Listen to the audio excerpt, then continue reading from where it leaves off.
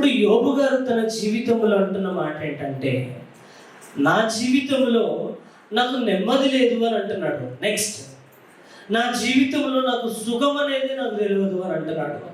మూడవదిగా, నాకు విశ్రాంతి లేదు.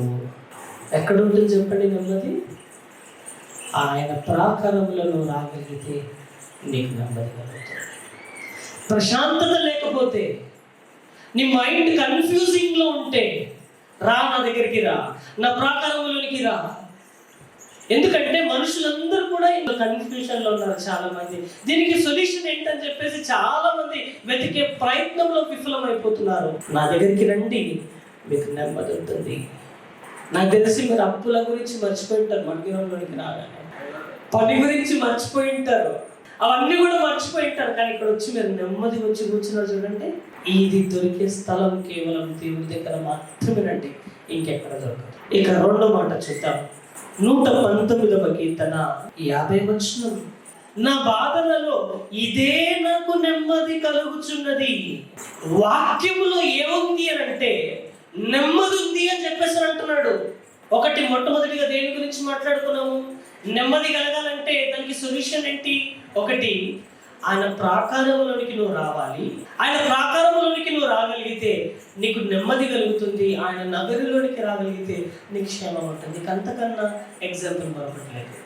రెండవదిగా, ఇక ఆయన ప్రాకారంలోనికి వచ్చాము, ఆయన నగరులోనికి అడుగు పెట్టాము, ఇంకా నీకు నెమ్మది కలగలేదా? అయితే నెక్స్ట్ ఇంకా పెద్దగా బ్రాడ్గా ఆలోచించి చెప్తున్న మాట ఏంటంటే, ఇదిగో ఆయన వాక్యానికి నువ్వు చోటు ఇవ్వు అని అంటున్నాడు.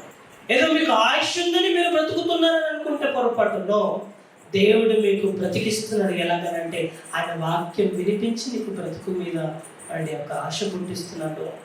ఎంతమంది మనసులో అయితే బాధ ఉందో, ఏమండి నీ బాధకు నివారణ ఏంటంటే ఆయన వాక్యం అని చెప్పేసి అంటున్నాడు. నీకు నెమ్మది కలగాలంటే దేవుడు ఇస్తున్న అద్భుతమైన మాట ఏంటంటే, ఇదిగో నా వాక్యం అంటున్నాడు. నా వాక్యానికి ఒకవేళ నువ్వు చోటిస్తే, నా వాక్యం కనుక నువ్వు వింటే కనుక నీకు నెమ్మది కలుగుతుంది అంటున్నాడు. సామెతల గ్రంథము 1వ అధ్యాయము 33వ వచనం, నా ఉపదేశమును అంగీకరించి సురక్షితముగా నివసించుము అని చెప్పేసి అంటున్నాడు.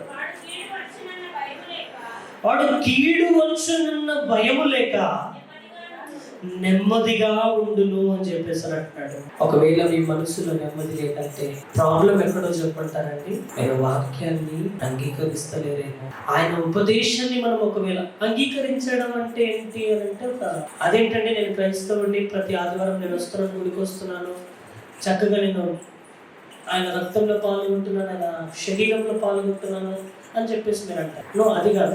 ఆయన వాక్యాన్ని అంగీకరించడం అని అంటే, యేసుక్రీస్తు వారు ధర్మశాస్త్రాన్ని చెప్పలేదు, ధర్మశాస్త్రాన్ని పాటించి చూపించాడు. ఒకవేళ ధర్మశాస్త్రాన్ని చెప్పింటే ఆయన కూడా శాస్త్రులు పరిశీలన వల్లనే మిగిలిపోయేవాడు. కానీ యేసుక్రీస్తు వారు శాస్త్రులు పరిశీలన వల్ల మిగిలిపోలేదు. కారణం ఏంటంటే ఆయన ధర్మశాస్త్రాన్ని పాటించి చూపించి వెళ్ళిపోయాడు.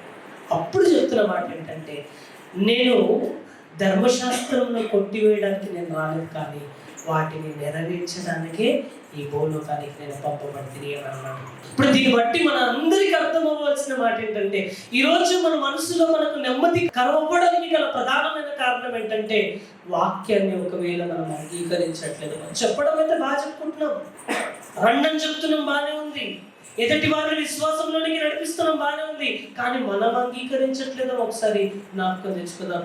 ఈరోజు మన జీవితంలో నెమ్మదికి కదవవుతుందని అంటే, మన కుటుంబంలో లేదా మన ఇంట్లో మంచి వాతావరణం లేదు, ప్రశాంతకరమైన వాతావరణం లేదని అంటే మిస్టేక్ ఎక్కడనంటే వాక్యాన్ని మనం అంగీకరిస్తలేమేమో ఒకసారి జ్ఞాపకం తెచ్చుకోవాలి.